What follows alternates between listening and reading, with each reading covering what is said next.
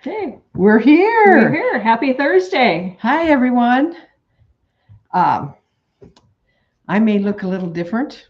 I had cataract surgery yesterday, and I don't need glasses now. So this is great. That Yep. is awesome. As it's been kind of hectic today. We did have a staff meeting, and I didn't come in. Kind of Denise and I switched times. Usually I'm here all day, and she comes in about 3. She was covering for me all day, and I came in at 3. So here we are. Yeah. So anyway, I don't see anybody online yet, so I don't want to get too much going. Okay. Yep. Let me see if I can bring it up so we can look. Well, at least nobody's entered anything in the chat. Well, if you're here, say hi. Yeah, please do. We didn't get the email sent out, so things. But if you have, so if you have hit notification, you should have gotten a notification. Oh, we have people. Yep, we got Robin and Denise. So we have news for you ladies. Yes, we do. You want to? Sure. So we have confirmed our fall retreat. Mm-hmm. It will be Wednesday, October 28th. We're going to let you guys in at 3 o'clock through 3 o'clock Sunday, November 1st. Yep. When we'll send you home. We're having it out at Riverside Bible Camp. So lodging will be included. There's a couple different bunk rooms with bunk beds, but we're not filling the space enough where we'll need top bunks so we can all sleep on a bottom bunk. Right. Nobody's going to fall out of bed. So and the cost is $200. Yep. For the whole retreat, and we will also be providing brunch and supper. So we'll be providing 2 meals, and asking you to bring treats to share. We're still kind of getting the things. And one other thing, it's not just us this time. We've gone in and asked the shop up the road in Jewel, so be it, to partner with us, and so they're going to be partnering anesthetic, not anesthetic. Yeah. Well, anyway, whatever puts me to sleep. My brain's not working. But yeah, Michelle from So Be It in Jewel is going to be there with us, share the costs with us, and the profits. So we'll have over those 3 days: Thursday, Friday, Saturday, Sunday. Yeah. You'll have the opportunity to go to 2 different quilt shops. Mm-hmm. She carries different fabrics than we do. I like to go up to her shop because she's got some fun stuff too. So I do too. I like Kansas Troubles fabric, and it's weird. She can sell it. We can't. Yeah. It's like, this is crazy. Yeah. And we're not that far apart, but different clientele, different people coming and shopping, and different customers and stuff. So, okay, I got a yay there. And Jean is now with us. So right. I think we can now kind of get into a little bit more. We've got some classes coming up, and I'm just going to use this one first. This is a July class. There's several dates. I brought the sheets over this time. This is going to be occurring during the All Iowa Shop Hop. It's mini festive foundations. It's foundation paper piecing. Sorry guys, my brain is still fogged. Anyway, so Pat's going to be teaching this, and there are 9 of them. They're 3 inches squares. Yep, so you can make several in an hour and a half. Yep. So the dates are July 7th, the 9th, the 11th, the 15th, the 17th, and the 18th. So we've got a Tuesday, a Wednesday, a Friday, and 2 Saturdays in there. They're all at 1 o'clock. So after lunch, bring your machine and all your accessories you need for paper piecing. We have kits. Pat has spent a wonderful amount of time Yep. figuring out how to get a kit put together for this, because they're little pieces. They're 3.5-3 inch blocks.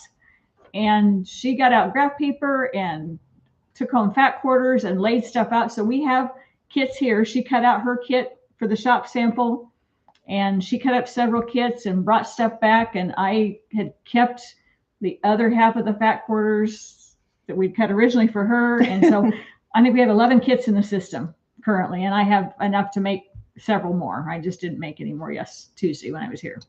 So this will be a fun one. They're small enough that you could put them in Christmas cards. Yep. You could make tree ornaments. You could make, who knows, you could add other things to them and make it a bigger quilt. Yeah, if you quilted them, you could write and put a white back on them or a cream back on them. You could take a marker and, make to and from tags for your gifts. Right. Crazy things. This is the one that we will be doing for the shop, but Chris Hobbs does have 2 other bundles with 9 apiece. So there's 27 out there total.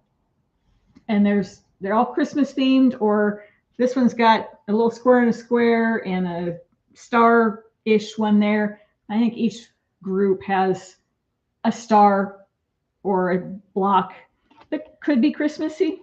So. Yep. So that's one of our classes that's coming up.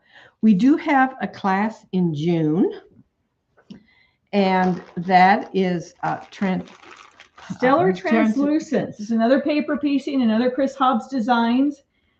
This pattern has been out for quite a while, but last year, Pat had the wild idea to use the ombre fabrics because it requires 8 different colors, and you needed 3 shades of each color. So you needed 24 of those fabrics, and then your 3 shades of gray and a white.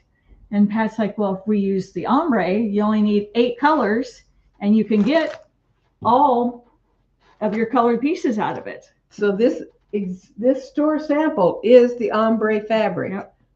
So yours might look a little different, but that's what it would look like. Yep. And that class is a go. We do have someone that has signed up for it. So and it is Thursday, June 11th. It's a 10 a.m. to 3:30. There is an hour lunch break in there.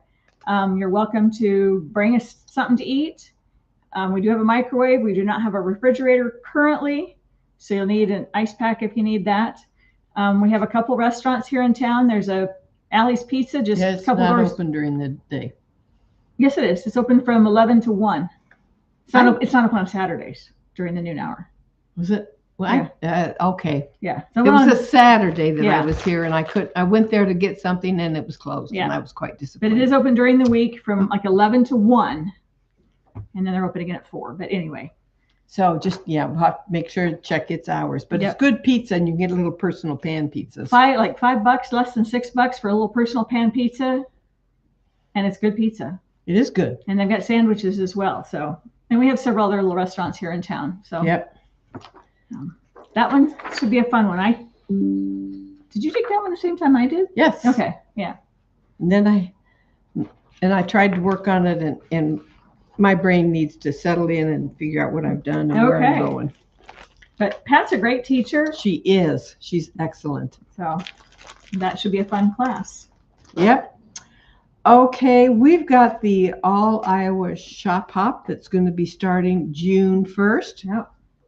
We still have still have magazines in stock. They're $13.95. That gets you 5 free patterns. Your passport is inside, and there's over 70 stores that are participating this year. There's maps in there. It's broke up into regions. If you're a serious shop hopper, you complete a region, and at the end of the hop, you send your passport in, you get entered into a drawing.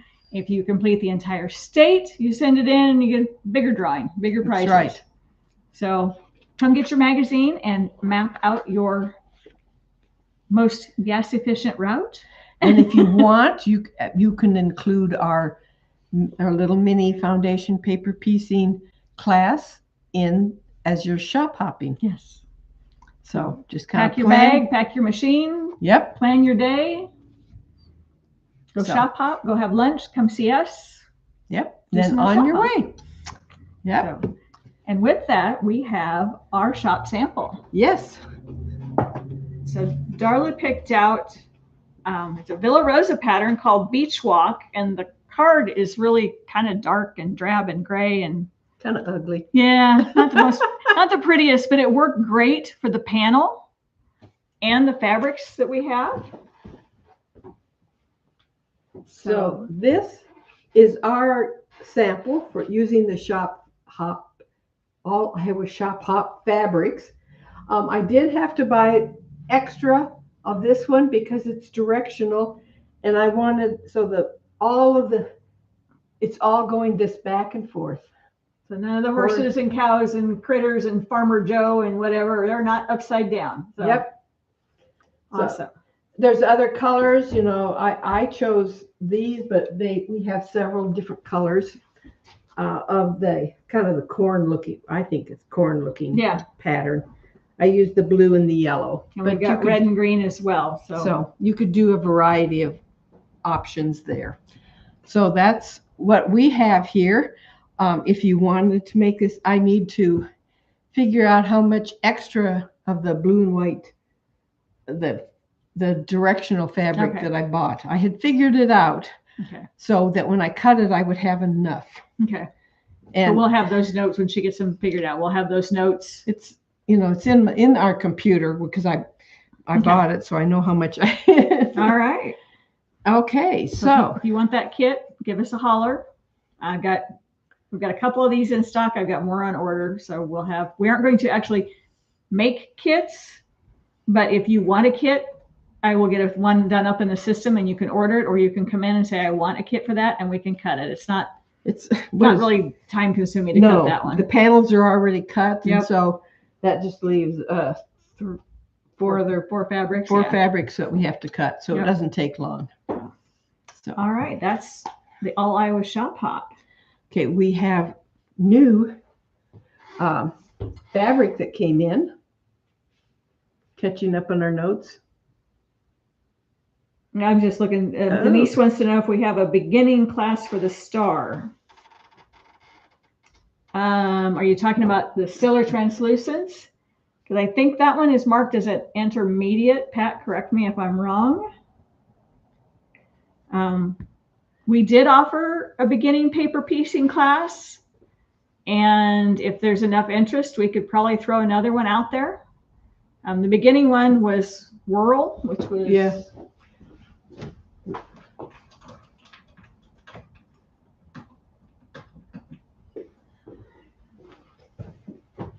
this one was our beginner paper piecing class. But we don't have that one scheduled right now. Pat was kind of taking some time in the summer other than the minis. Yeah.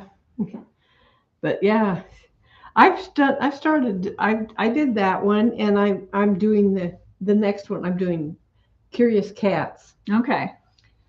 So I took that class, so I'm expanding that. Okay. Pat says a beginner could do Stellar. So Denise, if you want to take Stellar, it's live on the website, or call into the shop or come into the shop, get you signed up. Yep. Thank you, Pat. Okay. Any other questions there? Pat loves the Iowa quilt. Yep. Okay, so we've got in this fabric. It's yes. What do they call this one? Metallic.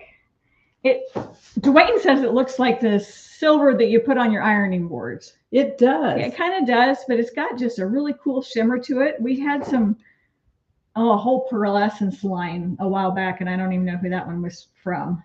I don't remember. But it was a Benetrix, but I'm not sure. But it sold out quick. Yep, people loved it. So it's really nice to sometimes have the fabrics that just have a little shimmer to them. And I did a quilt for a coworker, and when I asked him what his favorite colors were, he gave me the name of a football team. So I had to look that up, and it was a kind of a medium blue and silver. And I'm like, silver.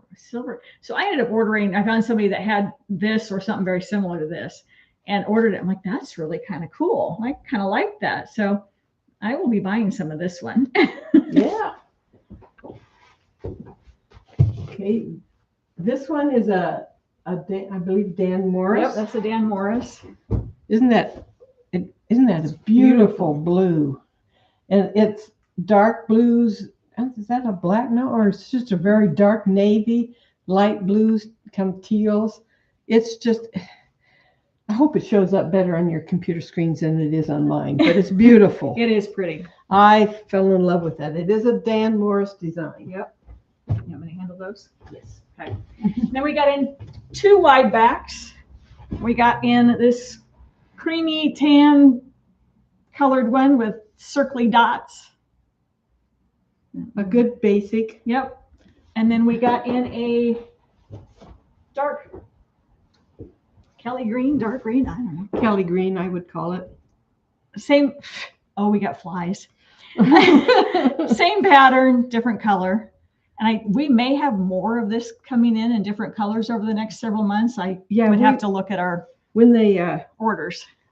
When the reps from the various companies come in, we saw wide backs. We kind of, okay, what colors are we missing? Because we've got a lot of blues, we got some reds, yeah. And so we thought we need to expand our colors. This fly. Yeah. So those are the new fabrics for this week. Yep. Okay, so I guess it's time for block of the month. Woo! So I worked on getting this put together. So this is the instructions for block 1 and 9. And it's when you pick up your kit, this is page 4, page 1, 2, and 3 come in the pack with it. So because they how to do all these different types of shapes. So some of them I followed kind of the way they talked. Basically, I did, and then a little bit different. I did a few little different things, which we'll go over. So you get that with your fabrics. And everybody has picked up block 1. I guess the last one came in yesterday and picked it up. So everybody's got it. Ooh. This is the first block. I got this one done. Awesome. Isn't that beautiful? That is pretty. Yep. Now I kind of tried to fussy cut my hydrangeas there in the center. So I got mostly there because you just get a strip. And I thought it was really good. It was easy to do. So I've got a few tips and tricks here. Okay, which ones am I going to start with? Okay. Now the instructions call for doing half square triangles, and they talk about from Shabby Fabrics. There's a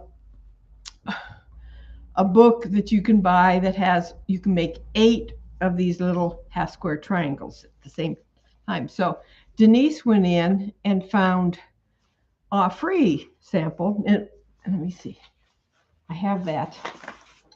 Tried to bring everything. Yeah. So this will be included in your kit. Yep. Now I copied that onto, I actually use foundation paper piecing paper because it will be easier to tear apart. Okay. So probably need to lower it.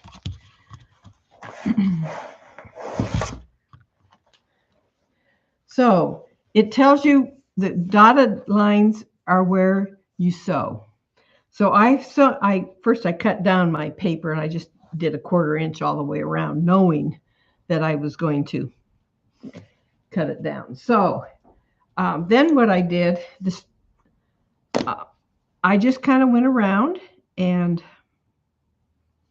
trimmed off that excess, and I put right sides together. And the way they had the instructions had it cut just a little bit bigger than what I needed, but I'd rather have a little extra than not enough. You can always cut a block down. You can't always add to it.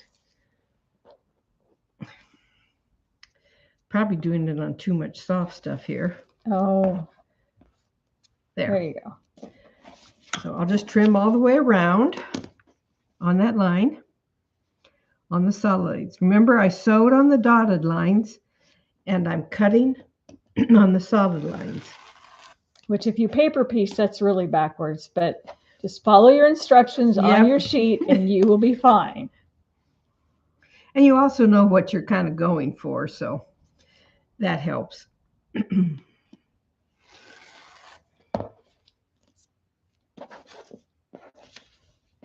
Yeah, I cut a sample of this to make sure that this template was going to work for a finished size. And I had been doing a lot of paper piecing and I got it out and I'm like, oh, okay. Read your instructions, do what it says, don't do what your brain tells you to do. So I mean, I followed it, and those are I did this for that the block that I have completed, but I didn't want to finish my second block until I was able to show you. Now notice this is in an angle, so let me see. No, I think this works a bit better. Trying to remember how I did it, and it worked quite easily. It probably doesn't matter at all. As long as you're cutting on the solid lines. Although these kind of going through, they're not real, they're kind of, the other ones are little dotted lines, and well, I think it's my printer. Oh, okay. Now that I look at that pattern and this, oh, it was my printer. It didn't quite do it.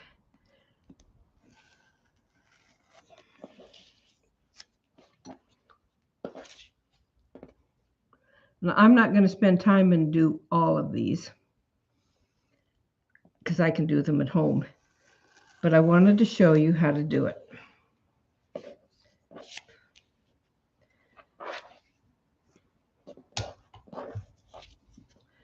Okay, so here it is, and I can just fold along those lines. And because I use foundation paper piecing, this will be easier. Copy paper will be a little bit harder because it's thicker and doesn't tear as easy. You can use newspaper or newsprint, something that's easily to tear off. I'm holding the my thread. I don't want to pull that out.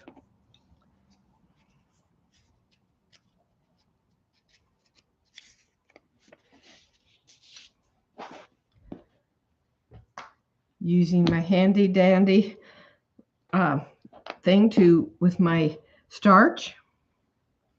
I always have a little trouble getting it started. And I just put that right on the seam. The light's better here than it is at home.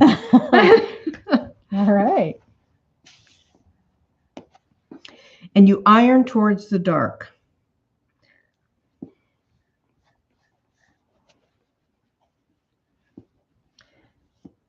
Let's get it off of this. I'm not thinking. I'm trying to iron on that. Oh. Jeez. So much easier. Told you I had brain fog. What does that say for me? Because I didn't notice. And of course, I forgot Stan's little block thing. I was trying to get everything ready. Oh. Anyway, there it is. You'll want to snip those off. We have a variety of things. I actually use scissors at home. I do too. I had little thin scissors, little teeny snippers, and I just snipped them off.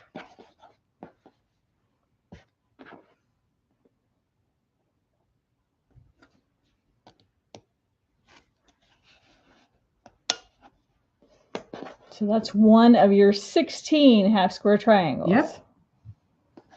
And this is a lot easier, I think, than cutting little 2.5-inch squares or 2-inch squares and doing them. But this comes out the right size.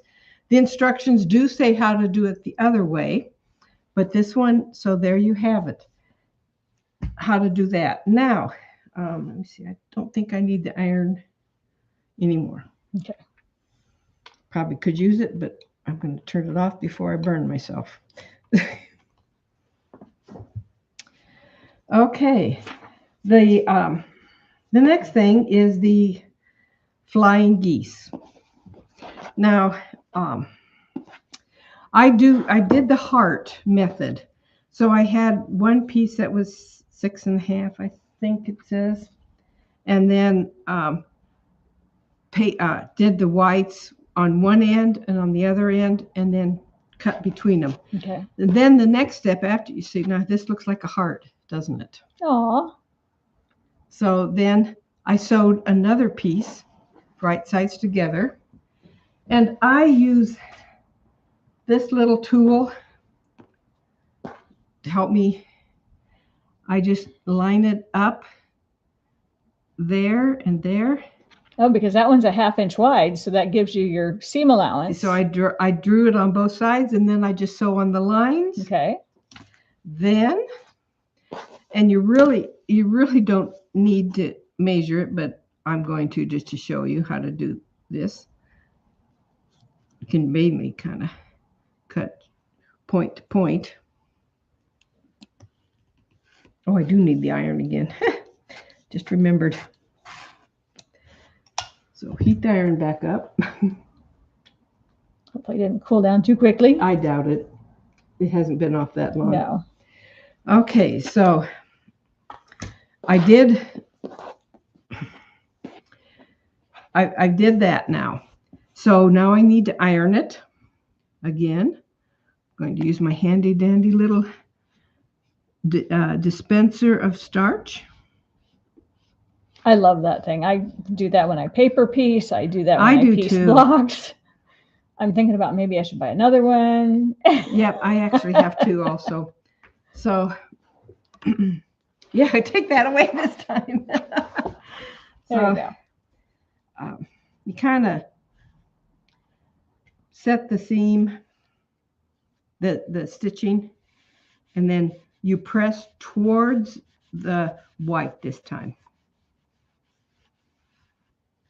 Since I don't have the clapper, I'm just going to let it sit there to get a nice sharp seam. Okay, now this is a little bit too big. So that's the best way to do those pesky flying geese. now you can measure this out, or you can use this handy dandy ultimate flying geese tool, which we have. And you can do different sizes. So you can do a finished 4x8, 3.5x7, 3x6, 2.5x5, 2" by 4, 1.5x3, and 1.5x1. So you can make lots of different sizes. On this side, there's talks about finished size and then how much you cut of each piece. And then it gets you 4 of those. So see, it was it F? Yes. That doesn't seem right.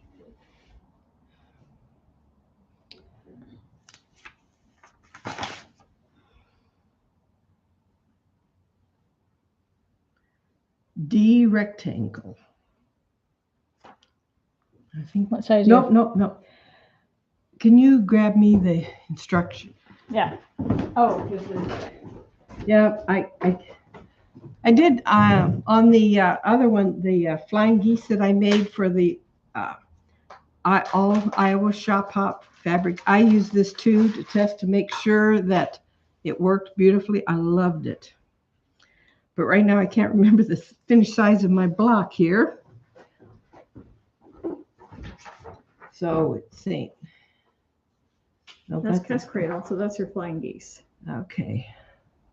2x4 finished size. 2x4. Okay.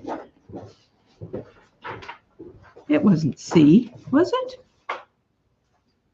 I don't think that's right. That's what it says. No, it's not the right size. Oh, Darla. Okay. Says if using the Creative Grids tool, use the lines marked D for a finished size of 2x4.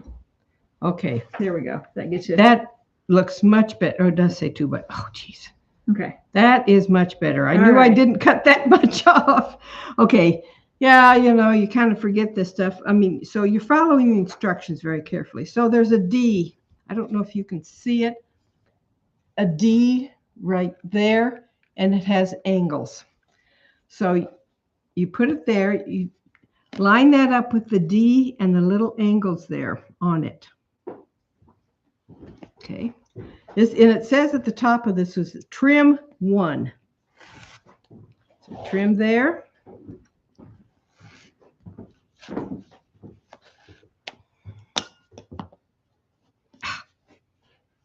This invariably happens to me.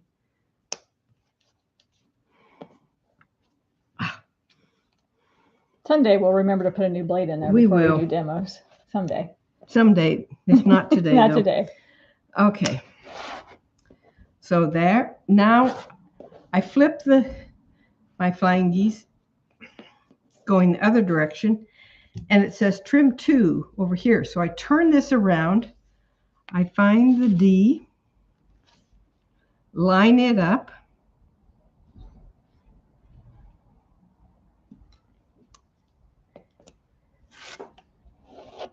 and trim it down. I'm going to have to go home and see if I have that. I have a couple of flying geese trim tools, but I don't know if I have that. Look how that came out. That is perfect. It is perfect. And then when I didn't bring this because I figured you guys can figure this out. This piece, it's the right length. It's the perfect size for that. And your points look great on your finished block because your seam allowance is a quarter spot on there. And when you sew on whatever piece you're doing, whether it's when you do flying geese and you have a Y thing there, you can see where the stitching on the backside crosses. And if you can, when you're sewing this to the next piece, if you can just get maybe a stitch above that, when you're sewing along, seeing those stitches, don't try to hit that X, just a little bit above it, like 1 stitch above it. You will get points that are really good. Awesome. So those are my tips and tricks for today. The next show, it will be a little bit more of a challenge because I won't be here. I won't be on It's So Live starting actually next week, and I won't be back till August. So what I'm planning to do is kind of near the end of the month, because we're starting now at the end of the month, and I want to give people a month to sew on these 2 blocks. So probably about the 3rd or 4th week of the month, whenever we're getting ready to send out the second package of blocks, I will do a It's So Live demo just on the block of the month. It will be posted earlier in the day. So, if you miss it and you're working, that's fine, because you can then go back, look it up on the screen, and see what I talked about, and you can start making your quilts. I just think this is beautiful. It is beautiful. Jean says she bought one of the starch pins last week for the stars she's sewing. So much easier to do and looks so much better. Good. That is great. I started doing that. That was a stand trick. And Robin says she's got 2 of those pens. Like I said, I think I need another one, but we sold out of the ones we had. We did. And I just got more in, and I'm like, maybe I should just buy another one and order some more. I don't. But I'm finding that my seams are sharper. Yes. And then I'm able to get my points sharper. It comes together much better. Yes. So I'm really, really happy with it. So that's just another tip and trick of something that you can do. Thank you, Stan. Yes, thank you. Whenever you watch this. If there's we hope you've enjoyed our show. If you have any questions, please, on this block of the month, go back, check it out. If you haven't joined our block of the month club, I think we have 6 more. Yep, we have enough patterns to do 6 more people. So 6 more of you can join us on this and have this beautiful quilt. When it's done, it's not a queen size. It's more of a kind of a lap size that you can enjoy, and it won't, overwhelm you. But the fabric is beautiful. And talking about sparkly, I didn't bring it, but we demoed it last time. The white is white on white. So you have dots that you can see on one side, and it's just plain on the other side. So the UV light would be very, very handy. We do have several of those in stock as well. And I, for the longest time, thought that was kind of gimmicky. And then I did one that had a lot of a background that was white on white. And I'm like, all right, I'm going to buy me one of these and see. Oh my goodness. It really, really helps. It pops out that side, Yes. with the UV light on the one that has dots. Now, this one isn't as bad as some of them. Right. I can see the dots, Yeah, no, but you on get this one light, yeah. some I can't. And so I would do it. I don't see any dots on the wrong side, but I popped out the dots on the right side. So this is a fun thing. So we hope that you consider doing Block of the Month. I hope my tips and tricks helped you with maybe some questions. If we have more of those half square triangles that we can find free patterns for that work, we will start including those in our kits. We're going to do it on foundation piecing paper, or just send that paper with them.